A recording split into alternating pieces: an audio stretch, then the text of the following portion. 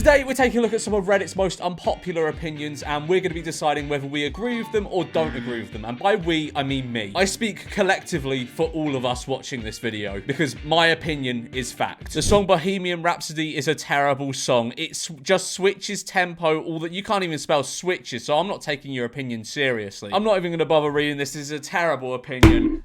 Awful opinion. And also, I still haven't found my gavel, so we're using a lint roller still. Going to a restaurant right before they close is not rude. What's rude is posting hours that you claim you're open but are expecting people to act like you're not. Yes, I agree with this. I fully agree with this opinion. To be fair, I think it's like, I don't know how it is like in the States and other countries, but here it's like restaurants are open till like an hour after they stop serving food. I've never heard of a restaurant that stops serving food at the same time it closes. Milk does not belong in scrambled eggs. Who's putting milk in scrambled eggs? You put butter in scrambled eggs, not milk. Milk does not belong in scrambled eggs. In my experiences, and never made the scrambled eggs fluffy. All you need is salt, pepper, and cheese to make a solid scrambled. I would even say you don't need cheese. You just need a bit of butter. Cheese? Nah, you get cheesy scrambled eggs. No, thank you. I will agree with that one. Chicken wings suck. Yes, they do. I thought I read a similar opinion in another video at some point, but yeah, chicken wings do suck. They're horrible. They're slimy. They're gristly. Ugh. They're the worst bit of a chicken. I hate being asked if I want to go grab wings, but I've never had. I mean, is that an American thing? I've never had friends go, oh, do you want to go and grab some wings? I'm talking about the little chicken wings, like the bar food. The reason this food sucks, annoying to eat. Why am I fighting these little ass bones for this food? Spot on. You get the smallest amount of protein and too much effort. Yeah, it's too much effort. It feels like you're fighting for your food. I love boneless wings.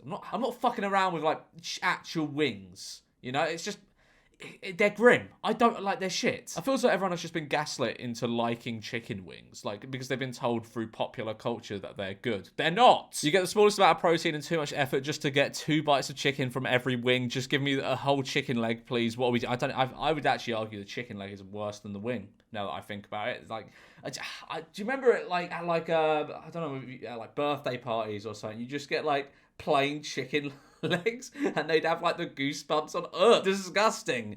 Wings are expensive. No, I'm not paying $1 for it. Yeah, they are expensive, and cheap fast food wings are always atrociously rubbery. They are. The sauce or rub is either way too overpowering or spicy and messy, or you can't taste it at all and you feel like you got robbed. Yeah, I do not feel satisfied after eating chicken wings. Neither do I. It's like extending an appetizer to your whole meal. I'm just slightly less hungry, way more messy, and way more broke after I eat wings. A spot on opinion. You shouldn't be ashamed to still be partying hard late past the age of 30. I'm 33 and I have long declared my party days to be over since 28. I feel as though mine have been over since I was like 23. I just don't like, I feel as though now that I'm older, I just don't understand like the appeal of nightclubs. I did when I was younger, but now like if I were to go to a nightclub, it would just be full of like 18 and 19 year olds and I'd feel really old. Like some club nights are good. Some club nights are really good because it'll be like kind of themed around something that I like. Like there's a club near me and I just went there one night. I didn't know what was on, but they do like themed club nights every night, and it was like weird 70s rave music, and it was just full of like fucking like 60-year-olds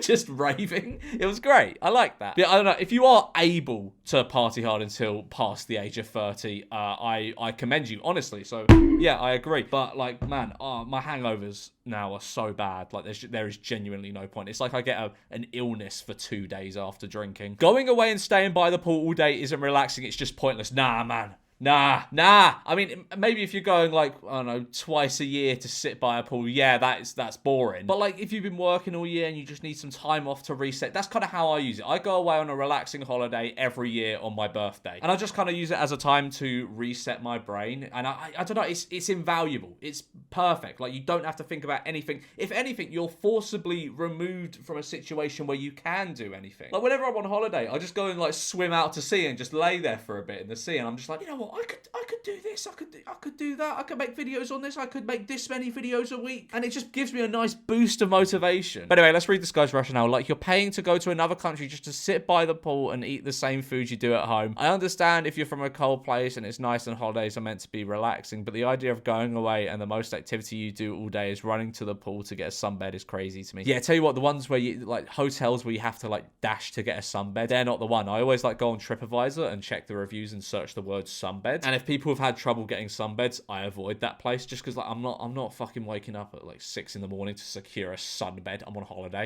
And yes, they're away. Have a couple of days of doing nothing, I understand, but if you're going to another country and not even attempting to see... if you're not even going to another country and it's even attempting to see the culture / cuisine / local area... Oh, shut up. And labelling it as relaxing is just ignorant and wit. Oh, fuck off, you pretentious fuck. No. Sometimes you just want to all-inclusive it. Like, you want to go to a hotel, not leave there for a week until you have to go back to the airport. You know, I like all my holidays to be cultural. You know, I like to get a new cultural experience from my trips. Like, fuck off. Just fucking sit, like, let people sit by a pool. Oh, you're ignorant if you want to just sit by a pool and relax in quotation marks. Fuck off. Waiters / waitresses should always write down your order and not try and remember it all. This goes double for all those upscale restaurants where the waitstaff is likely forced to do this to try and impress the customers. Just write it down and get it right. Having a correct order is more impressive to me. I rarely ever get an incorrect order at a restaurant. You know, I mean, I don't think, I feel as though that is a lost sort of thing now, like where people just used to write down your order, like they just take it in their head, and I'm very impressed by it, to be fair. Like, cause if there's 4 of us at a table and we're all ordering like a starter, a main, a drink, and then not writing it down,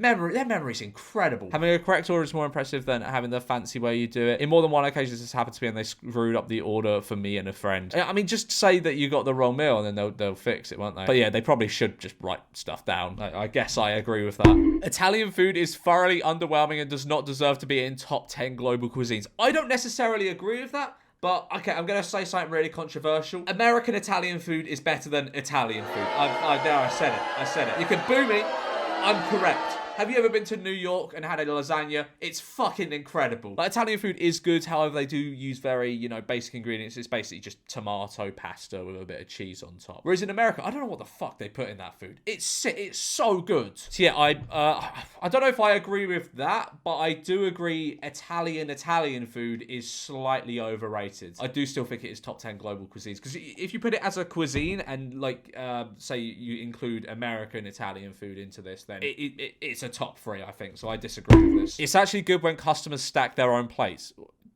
Does the wait staff see that as a bad thing? Like, I always do that to be polite. Have they just seen me as being purposefully rude this whole time? Is this not seen as a polite thing to do? I worked in hospitality for years in various roles. I've always heard other servers complain that customers stack their plates wrong, and I've had people I'm eating with suggest that we don't stack our plates to be more helpful. This makes no sense to me. I've never seen people stack their own plates badly. They certainly do it better when... Okay, right, so, yeah, I agree. Like...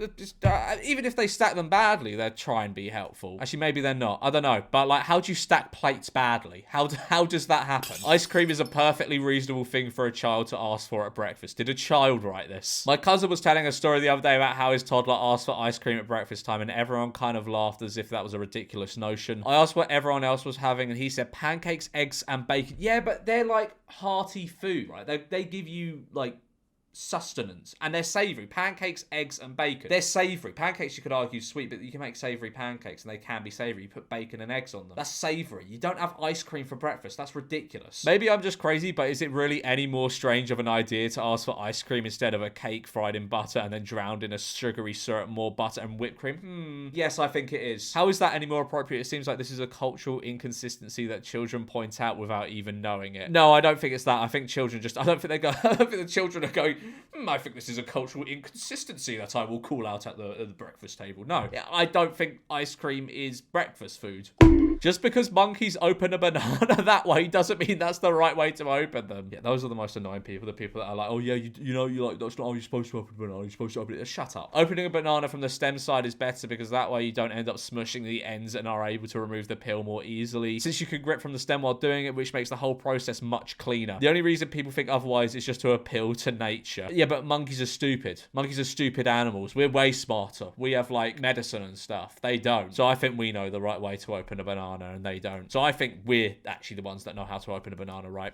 Introducing your wife as my beautiful wife is weird. Alright, just tell me you're lonely. Introducing your wife as my beautiful wife is weird. Men often introduce their wives as my beautiful wife. This happens so frequently that no one thinks about how weird it is. Christ, you are miserable, aren't you? You are fucking miserable. If your wife is genuinely beautiful, it's self-evident in the comment. Yeah, but it's just like complimenting your wife. Oh, this is the most Redditor post. So yes, this is my beautiful wife. Actually, it's self-evident that she is beautiful. You do not need to address the fact she is beautiful. The fact you're addressing it is actually quite weird. Shut up. This goes on for so long. If your wife is genuinely beautiful, it's self-evident and the comment comes off as bragging or at least unnecessary. It also suggests that her appearance is of most important quality. Shut up. Her appearance is her most important quality. No, it's just a compliment. What? If she's not beautiful, the comment comes off as either sarcastic or disingenuous. I don't, this is the fucking worst one. This is the worst one. So yes, let me introduce you to my beautiful wife. Actually, she's not beautiful, so you are coming across as either sarcastic or disingenuous. Shut the fuck up. People might say the guy thinks she's beautiful and that's what matters. That's a nice sentiment, but there are studies that show there are objective criteria. Oh my god, you are a Redditor. You are such a Redditor. This person's on, you know that subreddit where it's like brutally honest, like, looks ratings, and they'll give, like, the most beautiful person on earth a 6 out of 10. This person browses that subreddit, I have no doubt. And most people, men or women, don't fit the bill. I can link to the studies. Oh, I can link to the studies in the... Oh, fuck off. So what a guy really means is, I love my wife despite her appearance, which is weird, sweet but weird. How are you reading "this is my beautiful wife" as that? You are lonely. You're a lonely person. I suspect that this is an unpopular opinion and will invite person... I mean... I wouldn't say it. I did just call you lonely, but is that I mean, I'm just saying your opinion's weird and stupid. For the record, I'm yes, for the record, I'm mildly handsome. My mother says so. So for the record, I'm mildly handsome. I'm not... Oh, okay, right. And I have dated beautiful and not beautiful women. What the fuck? No, I wholeheartedly disagree with this. Spicy food is actually disgusting. I tell you what, I kind of agree. I am not a man who can handle my spice. Like, Nando's hot is...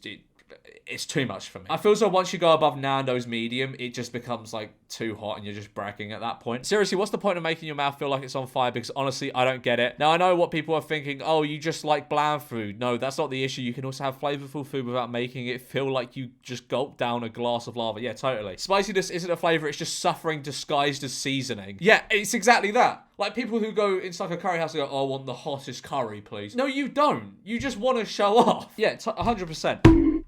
I agree. No, you know what? I'll keep it middle here, because I wouldn't say spicy food's disgusting. I'd say food that is too spicy is disgusting, which I guess is what they're saying. So, yeah, I agree. You know, food with a bit of spice is nice. The amount of hate road cyclists receive is disturbing. No, they're wankers. Like, oh my god, they're such dicks. They're such entitled dicks. Like, have you ever been held up in traffic and it's just like a lone cyclist going uphill?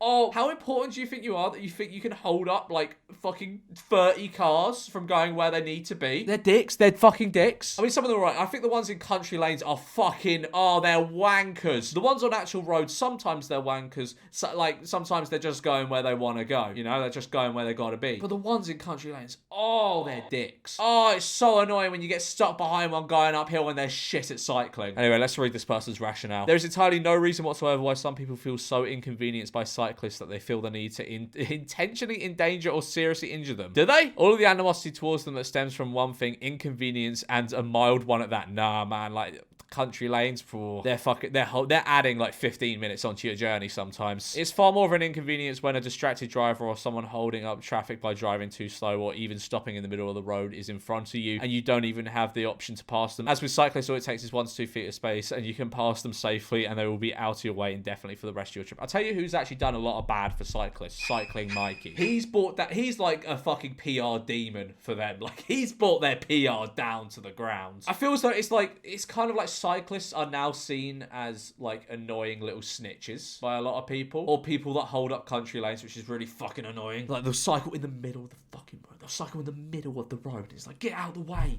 you twats. And they're all dressed, the ones that are in lycra in the middle of the road with their fucking it's like, oh, get over yourself. Like, you're not in the Tour de France, you're cycling around fucking Crawley. Advising young people in high cost of living cities to move away is smart, actually. Yeah, I don't get it when when people move to London and they're spending like so much of their salary on rent in London, I don't get it. Like, and a lot of the time, like, people that do that are working remote jobs. They just choose to live in London. It's like, why? You can do the same job from like elsewhere and like for like far less money. And I guess it's a lifestyle thing of living in London and stuff. And you know, I get that. And if that's worth that money to you, then go for it. But I think if you want to save money and you work it, even if you work like in London, you can move a little bit further out and like it'd be like far more affordable. But I don't know. Advising young people in high cost of living cities to move away is smart.